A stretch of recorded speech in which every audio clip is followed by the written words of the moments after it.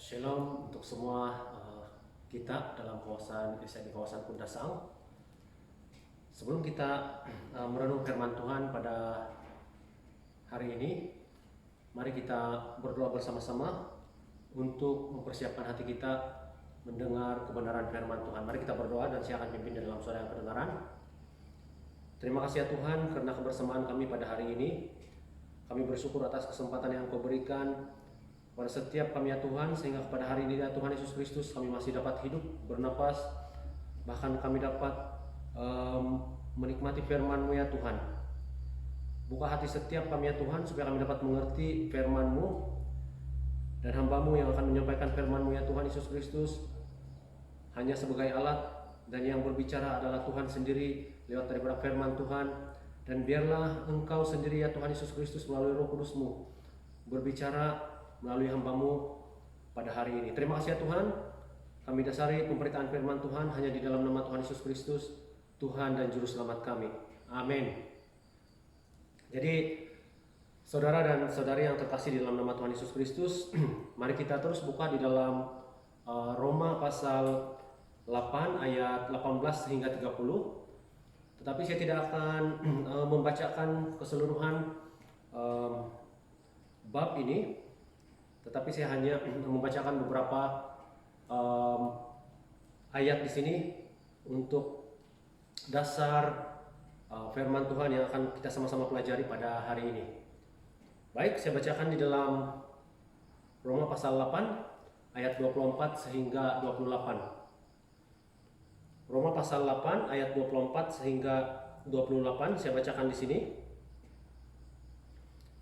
Sebab kita diselamatkan dalam pengharapan, tetapi pengharapan yang dilihat bukan pengharapan lagi, sebab bagaimana orang masih mengharapkan apa yang dilihatnya. Tetapi jika kita mengharapkan apa yang tidak kita lihat, kita menantikannya dengan tekun. Ayat ke-26.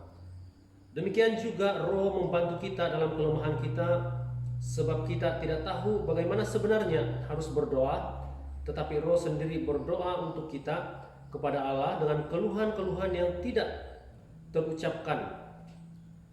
Dan Allah yang menyelidiki hati nurani mengetahui maksud Roh itu, yaitu bahwa Ia sesuai dengan kehendak Allah berdoa untuk orang-orang kudus. Kita tahu sekarang bahwa Allah turut bekerja dalam segala sesuatu untuk mendatangkan kebaikan bagi mereka yang mengasihi Dia, yaitu bagi mereka yang terpanggil sesuai dengan rencana Allah. Dalam tajuk besar di dalam Roma pasal 18 sehingga ayat ke-30 ini, garis besarnya di situ yaitu pengharapan anak-anak Allah. Dan tema yang akan kita sama-sama pelajari pada hari ini tidak jauh juga daripada garis besar di situ, yaitu pengharapan orang-orang yang percaya. Oke, hampir sama juga saudara dan saudari yang dikasihi dalam nama Tuhan Yesus Kristus, pengharapan orang-orang yang percaya. Jadi di dalam Roma pasal 8 ayat 24 tadi dikatakan bahwa pengharapan kita bagi orang-orang yang percaya ini adalah sesuatu yang tidak dilihat. Oke, sesuatu yang tidak dilihat. Apa maksudnya sesuatu yang tidak dilihat di sini, saudara dan saudari yang terkasih dalam nama Tuhan Yesus Kristus? Adalah sesuatu pengharapan yang didasari oleh iman. Sesuatu pengharapan yang didasari oleh iman kita. Pengharapan orang percaya ialah sesuatu yang tidak dapat dilihat, tetapi dapat dirasakan di dalam setiap hati kita. Bahkan dapat dirasakan di dalam pikiran kita. Dan ini dapat juga kita lihat di dalam Ibrani pasal 11 ayat 1. Di dalam Ibrani pasal 11 ayat 1 ini berkaitan tentang iman. Yaitu iman adalah sesuatu yang kita tidak lihat tetapi kita percayai. Saudara dan saudari yang terkasih dalam nama Tuhan Yesus Kristus, iman itu dapat dianalogikan seperti udara ataupun oksigen yang tidak dapat kita lihat melalui mata kasar kita, tetapi dapat dirasakan oleh tubuh jasmani kita. Bahkan itulah yang menjadikan kita sentiasa terus bernapas dan terus hidup. Itu adalah analogi tentang ciptaan Tuhan. Tetapi tentang iman ini ataupun pengharapan ini, seperti yang dikatakan di dalam Roma pasal 8 ayat 24, adalah sesuatu yang tidak dapat dilihat. Tetapi itu ada di dalam hati kita dan kita percayai karena karya penebusan Yesus Kristus mati di kayu salib untuk menebus setiap kita, dan kita diangkat menjadi anak-anaknya. Saudara dan saudari yang terkasih dalam nama Tuhan Yesus Kristus, di dalam Mazmur 121 ayat 1 dikatakan bahwa pemazmur mengatakan bahwa aku melayangkan mataku ke gunung-gunung, dari manakah datangnya pertolonganku. Lalu di dalam ayat yang kedua, pemazmur menyambung, pertolonganku ialah dari Tuhan yang menjadikan langit dan bumi. Jadi poin pertama yang kita pelajari di dalam pengharapan orang-orang yang percaya di sini ialah pengharapan kita berharap kepada sesuatu yang tidak dapat kita lihat, tetapi itu ada di dalam hati kita, bahkan kita percaya itu jauh di dalam hati kita, dan itulah yang dikatakan oleh iman. Itulah yang dikatakan sebagai iman, seperti di dalam Ibrani pasal 11 ayat 1 di situ. Jadi di dalam seperti yang kita baca di dalam Mazmur 121 ayat 1 itu dikatakan bahwa pemazmur mengungkapkan ataupun tertanya-tanya di dalam hatinya, aku melayangkan mataku ke gunung-gunung, dari manakah datang pertolonganku. Lalu pemazmur menyambung bahwa pertolonganku ialah dari Tuhan yang menjadikan langit dan bumi. Tuhan kita tidak dapat kita lihat, oke? Tuhan kita tidak dapat kita lihat, tetapi ciptaannya dapat kita lihat dan kita dapat rasakan. Dan itu cukup untuk kita terus beriman kepada Tuhan, yaitu Yesus Kristus yang telah menebus kita daripada dosa, kemudian kita diangkat menjadi anak-anaknya, menjadi pewaris kerajaan Allah. Poin yang kedua tentang pengharapan orang-orang yang percaya ini ialah berharap kepada yang mengetahui masa lalu, hari ini, dan masa depan. Berharap kepada yang mengetahui masa lalu, hari ini, dan masa depan kita. Jadi ini merupakan sesuatu yang sungguh luar biasa, saudara dan saudari yang dikasihi dalam nama Tuhan Yesus Kristus. Walaupun dikatakan di dalam Roma pasal 8 ayat 24 bahwa pengharapan kita ini sesuatu yang tidak dilihat, tetapi karya-karya Tuhan di dalam kehidupan kita dapat kita rasakan. Dan mari kita baca di dalam Wahyu pasal 22 ayat 13. Wahyu 22 ayat 13. Mari kita baca di dalam Wahyu 22 ayat 13. Saya akan bacakan di dalam terjemahan bahasa Indonesia. Dan saudara dan saudari boleh mengikuti pembacaan masing-masing ataupun boleh membaca sendiri. Baik, saya akan bacakan di dalam Wahyu pasal 22 ayat 13. Dikatakan bahwa aku adalah Alfa dan Omega, yang pertama dan yang terkemudian, yang awal dan yang akhir. Sekali lagi saya bacakan, aku adalah Alfa dan Omega, yang pertama dan yang terkemudian, yang awal dan yang akhir. Sungguh luar biasa Tuhan kita, karena dialah yang awal dan yang akhir. Dan itulah sebabnya di dalam poin yang kedua ini ialah kita berharap kepada yang mengetahui masa lalu, hari ini, bahkan masa depan kita, yaitu Yesus Kristus. Maksudnya sebelum kita ada, Tuhan sudah ada. Oke. Dan bahkan ketika kita sudah tiada di dalam dunia ini secara jasmani, Tuhan masih ada, bahkan sampai bila-bila pun, sampai dalam keabadian hidup, selama-lamanya Tuhan tetap Tuhan. Yang ada, yang sudah ada, yang dahulu dan yang terkemudian. Maksudnya yang awal dan yang akhir.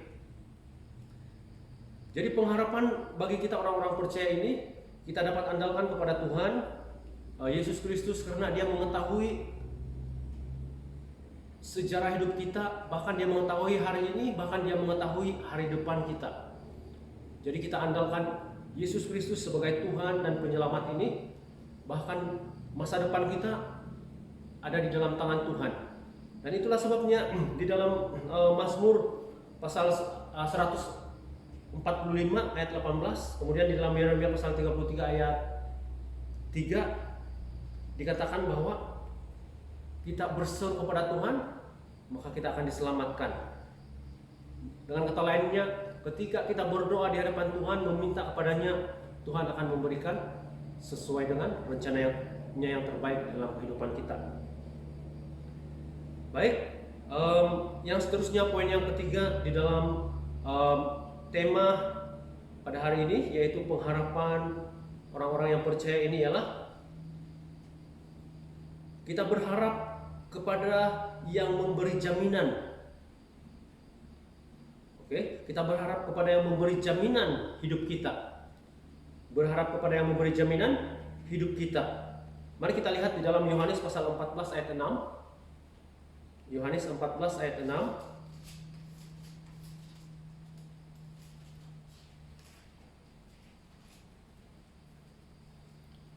Oke, saya bacakan di sini di dalam Yohanes pasal 14 ayat 6. Kata Yesus kepadanya, "Akulah jalan dan kebenaran dan hidup. Tidak ada seorang pun yang datang kepada Bapa kalau tidak melalui aku." Yesus mengatakan bahwa, ataupun kata Yesus kepadanya, "Akulah jalan dan kebenaran dan hidup. Tidak ada seorang pun yang datang kepada Bapa kalau tidak melalui aku." Jadi ini adalah jaminan Yesus Kristus kepada kita, orang-orang yang percaya, dan kita dapat simpulkan di situ bahwa kita berharap kepada yang memberi jaminan di dalam hidup kita. Seperti kata Yesus, Yesus adalah jalan yang benar ataupun jalan yang betul dan menuntun kita kepada kebenaran dan memberi jaminan hidup keabadian di dalam kerajaan surga. Jadi saudara dan saudari yang terkasih di dalam nama Tuhan Yesus Kristus, mari sebagai kesimpulan firman Tuhan pada hari ini, mari kita lihat di dalam Mazmur 145. Di dalam Mazmur 145 ayat 18. Mazmur 145 ayat 18. Saya bacakan di sini, Tuhan dekat pada setiap orang yang berseru kepadanya, pada setiap orang yang berseru kepadanya dalam kesetiaan. Jadi sebagai kesimpulan firman Tuhan, di dalam pengharapan orang-orang percaya ini, yaitu ada 3 poin, yaitu pengharapan yang didasari oleh iman, sesuatu yang tidak dilihat. Yang kedua ialah berharap kepada yang mengetahui masa lalu, hari ini dan masa depan. Dan yang ketiga ialah berharap kepada yang memberi jaminan ataupun jaminan keselamatan, bahkan jaminan jalan yang benar dan menuntun kepada kebenaran. Dan semua 3 poin ini sebenarnya tertumpu kepada satu pribadi, yaitu Yesus Kristus.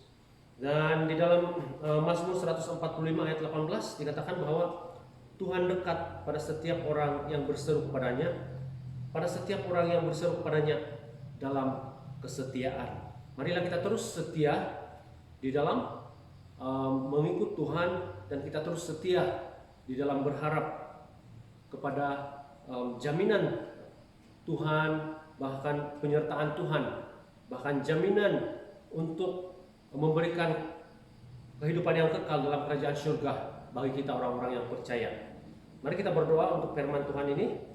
Saya akan pimpin di dalam doa yang kedengaran. Bapak, hamba-Mu sudah selesai menyampaikan firman-Mu ya Tuhan. Bahkan hamba-Mu begitu terbatas ya Tuhan Yesus Kristus, tetapi firman-Mu tidak terbatas. Bahkan Roh Kudus akan terus berbicara di dalam setiap anak-anak-Mu yang sudah mendengarkan, supaya lewat daripada firman-Mu ya Tuhan, iman percaya kami terus diteguhkan ya Tuhan Yesus Kristus, kesetiaan kami terus diteguhkan ya Tuhan, dan supaya kami terus berharap kepada Engkau Tuhan yang kami imani walaupun kami tidak lihat ya Tuhan, dan Engkau Tuhan yang mengetahui masa lalu, hari ini, bahkan masa depan kami ya Tuhan, dan Engkau Tuhan yang memberi jaminan jalan kebenaran dan keselamatan bagi kami orang-orang yang percaya. Terima kasih ya Tuhan. Dalam nama Tuhan Yesus Kristus kami sambut berkat firman-Mu dengan hati yang penuh dengan sukacita. Amin. Oke, terima kasih saudara yang terkasih dalam nama Tuhan Yesus Kristus. Kita bertemu lagi dalam kebaktian online pada minggu hadapan. Sekian, Tuhan memberkati.